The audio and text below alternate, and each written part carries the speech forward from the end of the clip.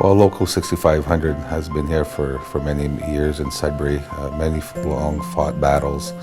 And to me, there's so much to remember because there's so many of us that are third generation miners. We're a big family here in Sudbury, and it's a strong union community. Local 6500 has established a good name. They're good neighbors. They've helped so many charities. One that I'm involved with, which I'll always be eternally grateful. They're good to the community. They always have been and continue to do so. So now I'd like to present this check to Joffrey for the sum of $30,000. 6500 has a long tradition with the Sudbury Food Bank of being extremely helpful. We talk in terms of Edgar Burton sort of being a lightning rod who was a member of 6500, but really he took what was a company food drive and he made it a community food drive. Today they set a new benchmark. We're going to be over 85 tons of food that came in. That sets the mark not just for Sudbury, but that's a Canadian record per capita for any city. Doesn't matter if you're here in Sudbury or if you're in Toronto or if you're in the United States. I think a lot of people hear a lot about Local 6500. We look back in the 50s where we all fought hard, our grandfathers fought, and then our fathers, and it just doesn't stop. My connection with Local 6500 really goes back to the pre-6500 days. In the days where my dad was an organizer with the mine mill smelter workers. And I would accompany him to facilities and handbill and do stuff like that. But my roots are always here in Sudbury and in Local 6500. We are the home local of Leo Gerard, yes, and we always will be, and that's what warms our hearts too, is that Leo has never forgotten his roots. He has never forgotten where he comes from, and he is here often as he can be.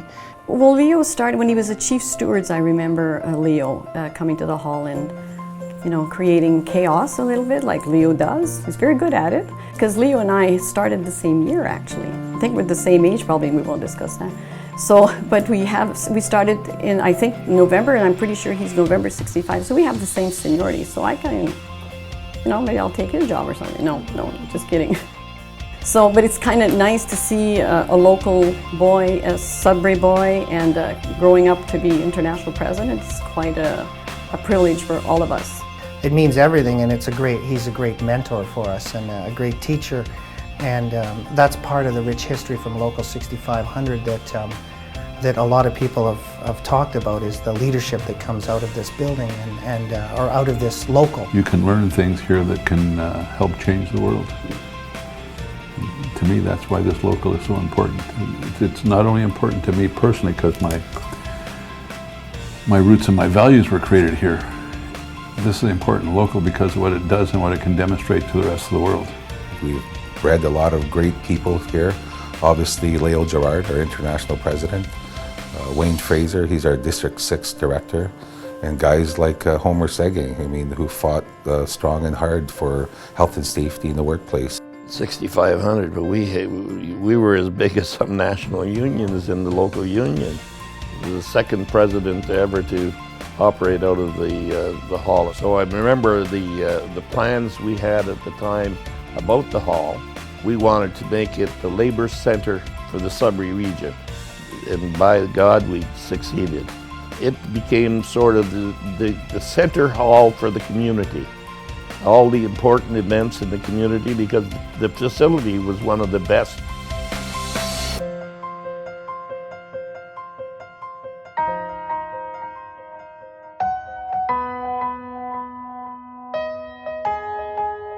I remember getting that phone call and I couldn't believe it, and I got up and I drove to the Union Hall, and to see the fire going, it was just heartbreaking. My brother called me, 5:30, 6 o'clock in the morning. I was in the airport in Pittsburgh. He said, "The hall's on fire." I said, "You're kidding." He said, "Yeah." He said, "They don't know where it started, but they think they'll be able to put it out in a few hours." At one point we thought, it was in control, so that we thought for sure the fire was under control, and we were kind of happy, And then all of a sudden, a couple hours later, it just took off again. I guess the fire got into the walls. When I landed in the UK, whatever it was, 8 hours later or something, I called my daughter and my brother, and the hall was still on fire. I couldn't believe it. 8 hours. We found out it was two 12-year-old kids that lit the place on fire, that poured gasoline in the vents, and it took off from there.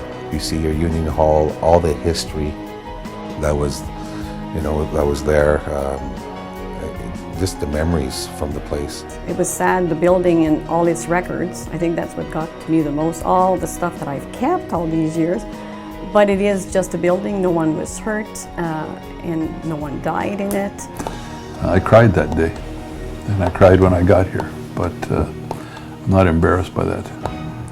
And I'll probably cry when they cut the ribbon here. This is the rebirth of my local union, and I'm proud of them.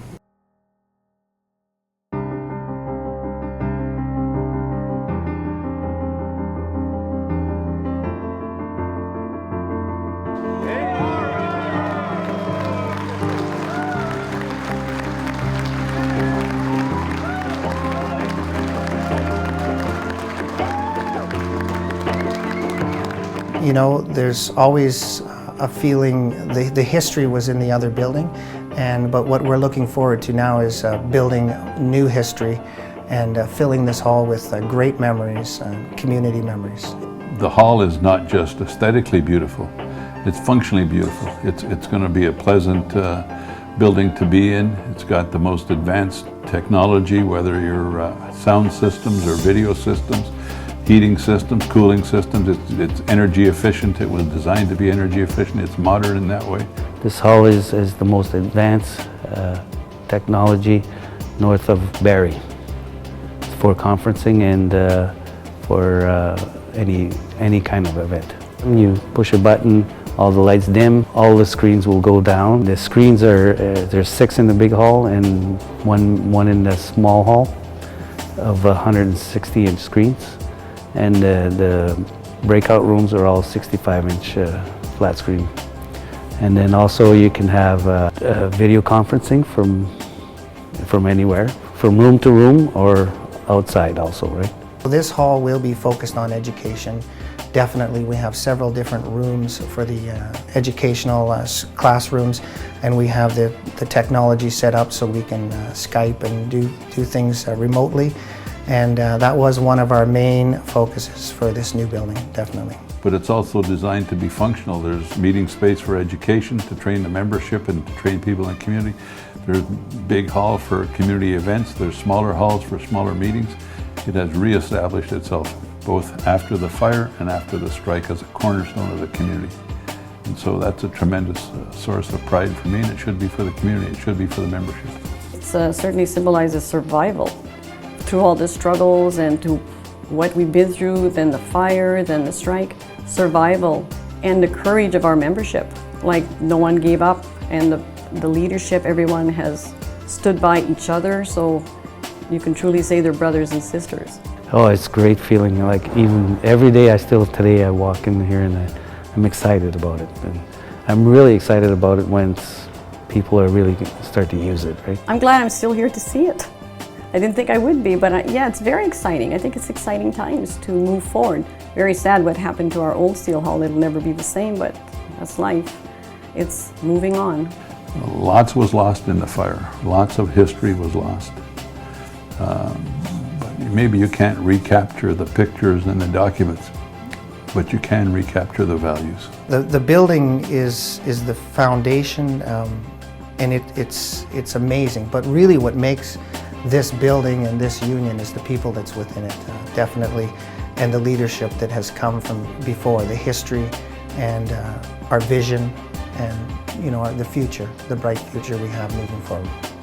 So to me, again, it's an important step in Local 6500 saying we're here and we're here to stay and we're a cornerstone of this community and we're going to be there to represent our members in the workplace every day. That's what our union's all about. That's why it says USW, Unity and Strength for Workers. And they're demonstrating the unity within themselves and within the community.